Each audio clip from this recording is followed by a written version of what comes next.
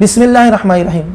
آج ہم نماز کی تیسری شرط سماعت کر رہے ہیں۔ نماز کی تیسری شرط ہے استقبال قبلہ، یعنی قبلے کی طرف منہ کر کر نماز پڑھنا۔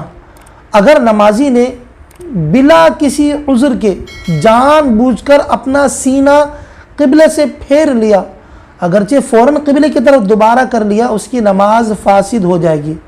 لیکن اگر بلا قصد سینہ اس کا پھر گیا، یعنی جان بوجھ کے نہیں پھیرا، اس نے بلا ارادہ اس کا سینہ قبلے سے پھر گیا اور 3 مرتبہ سبحان اللہ کہنے کی مقدار سے قبل وہ واپس اپنا سینہ قبلے کی طرف کر لیتا ہے تو اس کی نماز ہو جائے گی۔ اور اگر اپنا چہرہ قبلے سے پھیرا تو ایسا کرنا یہ مکروہ تحریمی ہے، چاہیے کہ فوراً اپنا چہرہ قبلے کی طرف کر لے، یہ عمل مکروہ تحریمی ہوگا۔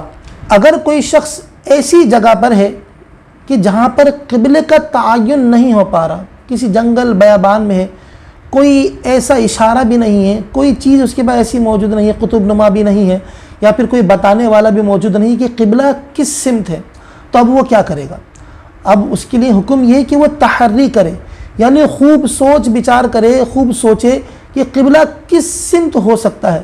جب وہ سوچ لے اور اس کا دل کسی سمت پر جم جائے کہ ہاں اس سمت پر قبلہ ہو سکتا ہے، تو اس کے لیے وہی قبلہ ہے، یعنی اب وہ اسی طرف منہ کر کے نماز پڑھ لے گا، اس کی نماز ہو جائے گی۔ اگر نماز پڑھنے کے بعد معلوم چلا کہ میں نے جو تحری کی تھی، جس سمت میں نے منہ کر کے نماز پڑھی تھی، وہ تو قبلہ تھا ہی نہیں، قبلہ تو دوسری سمت تھا، تو بہرحال اس کی جو اس نے نماز پڑھی ہے وہ نماز اس کی ہو گئی۔ اور تحری ہر شخص اپنے لیے کر سکتا ہے، ایسا نہیں ہو سکتا کہ کسی ایسی جگہ پر جہاں پر قبلے کی سمت کا تعین نہیں ہو پا رہا، اب حکم یہ کہ تحری کرے۔ اب کسی شخص نے تحری کی اور اس نے تحری کر کے جس طرف اس کا دل مطمئن ہوا اس طرف منہ کر کے نماز پڑھنا شروع کر دی۔ اب کوئی اگر دوسرا شخص آ رہا ہے تو وہ اس کی تحری کے مطابق نماز نہیں پڑھ سکتا، اب وہ اپنے معاملے کے اندر خود غور و فکر کرے گا۔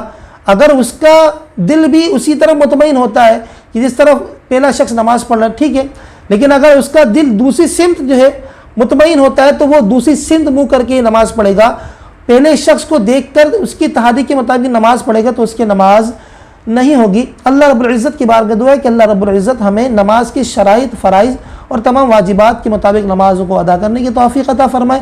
وما علیہ الا البلاغ المبین۔